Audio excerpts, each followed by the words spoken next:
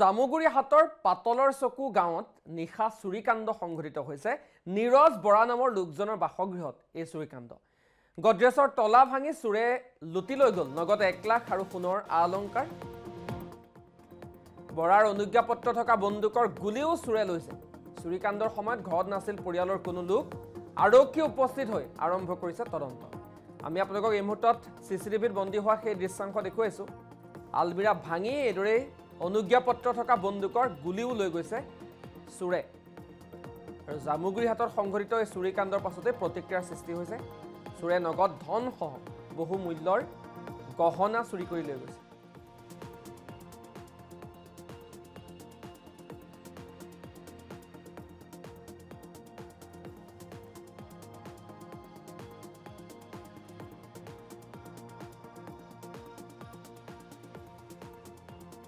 এতিয়াতো আপোনালোকে দেখিছে গোটেইখিনি গডৰেজ ভাঙিছে, চাবি খুলিছে, লকাৰ চকাৰ ভাঙিছে, ভাঙি ঢেৰ কিবা কিবি নিছে। এতিয়া সোণৰ গহনা পাতি নিছে। ইমানখিনি হিচাপ আমি ক'ব নোৱাৰোঁ, কিন্তু কেছ 1 লাখ মানতকৈ কেইটামান বেছি কম কিবা এটা হ'ব পাৰে, সেইটো পইচা নিছে।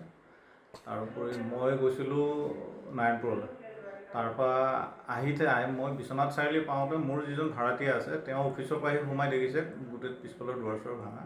তেওঁ লগৰ লগত খবৰ দিছে। তেতিয়া ওচৰৰ মানুহখিনি আহিছে। আহি আৰু পৰিস্থিতি এইটো মই খুব কম সময়ৰ ভিতৰত পাইছোঁহি। আপুনি কেইটা বজাত পালেহি? মই 7:30মান বজাত পাইছোঁহি। আৰু কি কি নিলে বুলি ক'লে? মোৰ গহনা নিছে, চেইন নিছে, ফুলি নিছে, খাৰু নিছে, আৰু নগদ অলপ টকা আছিলে সেইখিনি নিছে। গহনা কিমানমান লৈ গৈছে? গহনা এডাল ডাঙৰ চেইন নিছে, ফুলি 4যোৰ 5যোৰৰ ভিতৰত তেনেকুৱা এটা নিছে। আমি খাটাং এতিয়ালৈকে হ'ব পৰা নাই। আৰু জামুগুৰি হাতৰ পাতলৰ চকু গাঁৱত নিশা চুৰিকাণ্ড সংঘটিত হৈছে। নীৰজ বৰা নামৰ লোকজনৰ বাসগৃহত এই চুৰিকাণ্ড। গডৰেজৰ তলা ভাঙি চুৰে লুটি লৈ গ'ল নগদ 1 লাখ আৰু সোণৰ আলংকাৰ। বৰাৰ অনুজ্ঞাপত্ৰ থকা বন্দুকৰ গুলিও চুৰে লৈছে। চুৰিকাণ্ডৰ সময়ত ঘৰত নাছিল পৰিয়ালৰ কোনো লোক। আৰক্ষী উপস্থিত হৈ আৰম্ভ কৰিছে তদন্ত। আমি আপোনালোকক এই মুহূৰ্তত চিচিটিভিত বন্দী হোৱা সেই দৃশ্যাংশ দেখুৱাইছোঁ। আলমিৰা ভাঙি এইদৰেই অনুজ্ঞাপত্ৰ থকা বন্দুকৰ গুলিও লৈ গৈছে চুৰে। আৰু জামুগুৰি হাতত সংঘটিত এই চুৰিকাণ্ডৰ পাছতে প্ৰতিক্ৰিয়াৰ সৃষ্টি হৈছে। চুৰে নগদ ধনসহ বহু মূল্যৰ গহনা চুৰি কৰি লৈ গৈছে।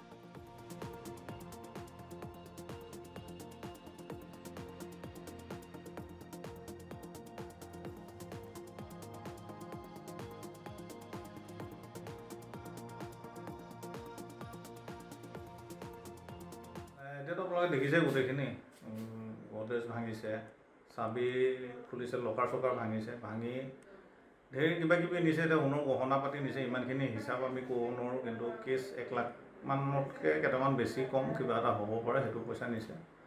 তাৰোপৰি মই গৈছিলোঁ নাৰায়ণপুৰলৈ। তাৰপৰা মই বিশ্বনাথ চাৰিআলি পাওঁতে মোৰ যিজন ভাড়াতীয়া আছে, তেওঁ অফিচৰ পৰা আহি সোমাই দেখিছে গোটেই পিছফালৰ দুৱাৰ চোৱাৰ ভাঙা। তেওঁ লগৰ লগত খবৰ দিছে। তেতিয়া ওচৰৰ মানুহখিনি আহিছে। আহি আৰু পৰিস্থিতি এইটো মই খুব কম সময়ৰ ভিতৰত পাইছোঁহি। আপুনি কেইটা বজাত পালেহি? মই 7:30মান বজাত পাইছোঁহি। আৰু কি কি নিলে বুলি ক'লে?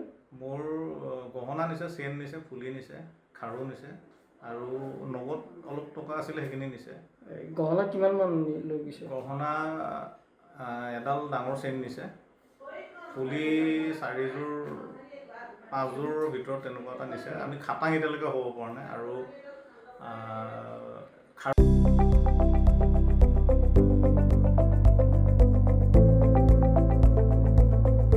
NB নিউজ, সহজ সৰল ভাষাত নৱভাৰতৰ কথা।